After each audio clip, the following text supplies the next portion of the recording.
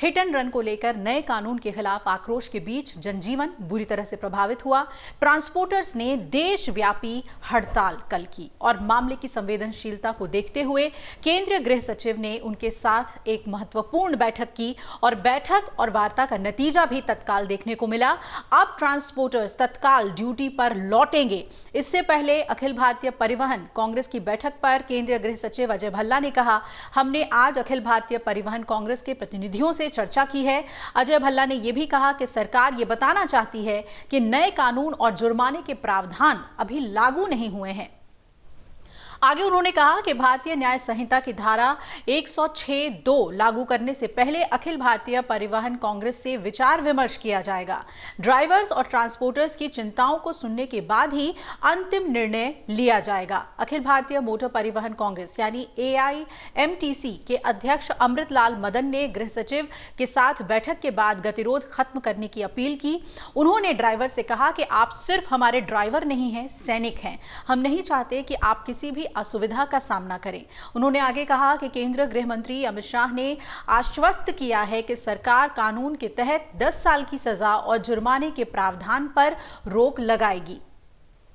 अमृतलाल मदन के मुताबिक अखिल भारतीय मोटर परिवहन कांग्रेस की अगली बैठक तक कोई कानून लागू नहीं किया जाएगा और इसके अलावा AIMTC के प्रतिनिधियों ने मीडिया से भी बात करते हुए कहा कि वो नए कानूनों को लागू नहीं होने देंगे।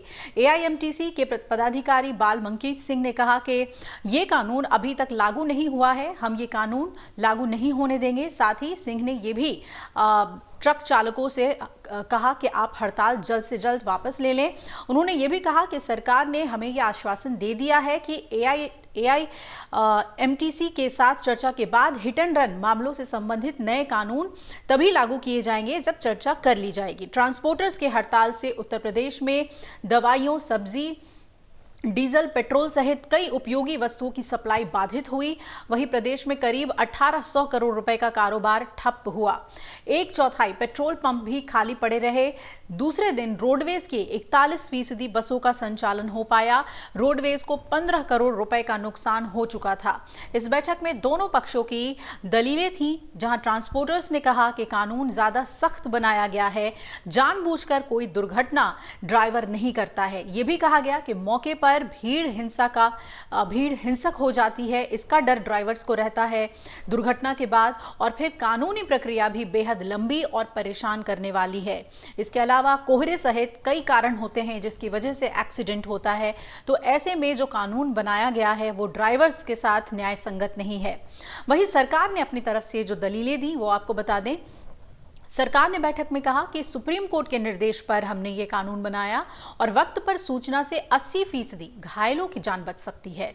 वहीं चालक जिम्मेदार बने, ज्यादा से ज्यादा अपने ऊपर जिम्मेदारी ले, इसलिए ये कानून बनाया गया और दूर जाकर भी वो एक्सीडेंट की सूचना दे सकते हैं और पुलिस की मनमानी पर रोक के भी प्रावधान इसमें किए गए हैं। तो ऐसा नहीं है कि ये एक तरफा कानून है, ड्राइवर्स के लिए भी काफी प्रावधान है। दरअसल ऑल इंडिया ट्रक और बस ड्राइवर्स संगठन समेत अलग अलग ड्राइवर संगठनों ने 1 जनवरी से 3 जनवरी तक का स्टीयरिंग छोड़ो के नाम से चक्का जाम शुरू कर दिया था। वजह थी आपराधिक कानूनों के लिए किए गए बदलाव के कारण हिट एंड रन केस में भी सजा बढ़ाना, जिसके चलते देश भर में ट्रक और बस चालकों ने अपना विरोध प्रदर्शन किया। सजा की अवधि बढ़ाए जाने के खिलाफ बस और ट्रक चालकों के साथ साथ ऑटो चालकों ने भी मोर्चा खोल दिया था। बताया गया है कि हिट एंड रन केस में नए कानून के तहत फरार और घातक दुर्घटना की सूचना नहीं देने पर ड्राइवर को अब 2 साल की नहीं बल्कि 10 साल की जेल हो सकती है। साथ ही इसमें 7 लाख रुपए के जुर्माने के भी प्रावधान की बात थी, जिसका विरोध ड्राइवर्स कर रहे थे।